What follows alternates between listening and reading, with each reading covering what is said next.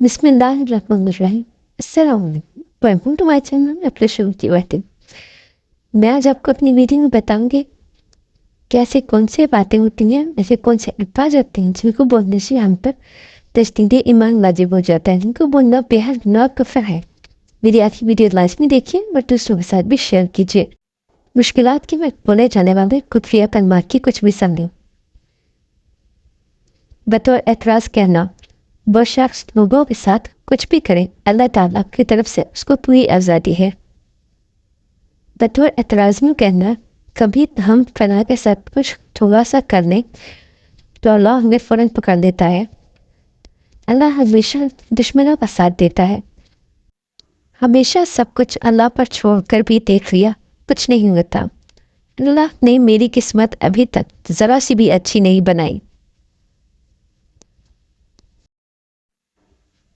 शायद उसके ख़जाने में मेरे लिए कुछ भी नहीं, मेरी कोई भी कभी भी ख्वाहिश पूरी नहीं हुई, ज़िंदगी में कोई भी मेरी दुआ कबूल नहीं हुई। अब आप ही बताएं, मैं अल्लाह पर कैसे ईमान लाऊं।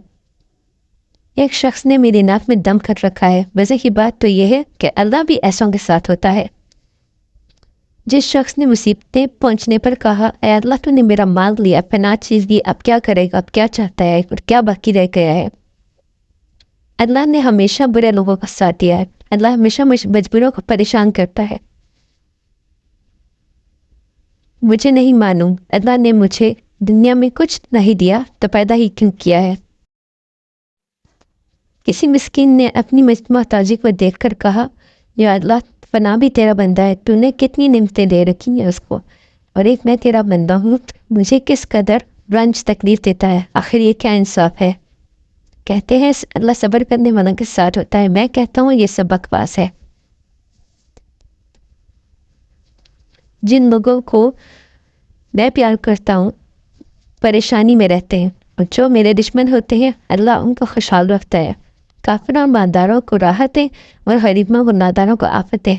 अल्लाह का तो निज़ाम ही उल्टा है। अगर किसी ने बीमारी या बेकारी या गुर्बत या मुसीबत की वजह से अल्लाह पर एतराज़ करते हुए कहा, ऐ मेरे रब, तूने मुझ पर ज़ुल्म किया है, हालांकि मैंने तो कोई गुनाह ही नहीं किया। अगर माज़अल्लाह किसी कई कुफ्री अल्फाज बोले हों या याद ना हो कि क्या क्या बोला है, तो यूं कहे कि ऐ अल्लाह, मुझे से जो भी कुफ्री अल्फाज सादिर हुए हैं मैं उनकी तौबा करता या करती हूँ। फिर कलमा पढ़ दें। और अगर कलमा शरीफ का तर्जुमा आता है, ज़बानी याद है, तो पढ़ने की दोहराने की हाजत नहीं। अगर ये मालूम नहीं कि क्या क्या बोला है, कब बोला है, तो एहतियातन तौबा करना चाहिए।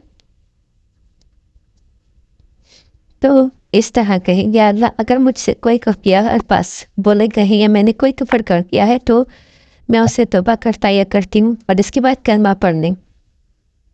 सभी को रोज़ाना बल्कि वक्तन फ़वक्तन कुफर से एहतियाती तौर पर तौबा करते रहना चाहिए।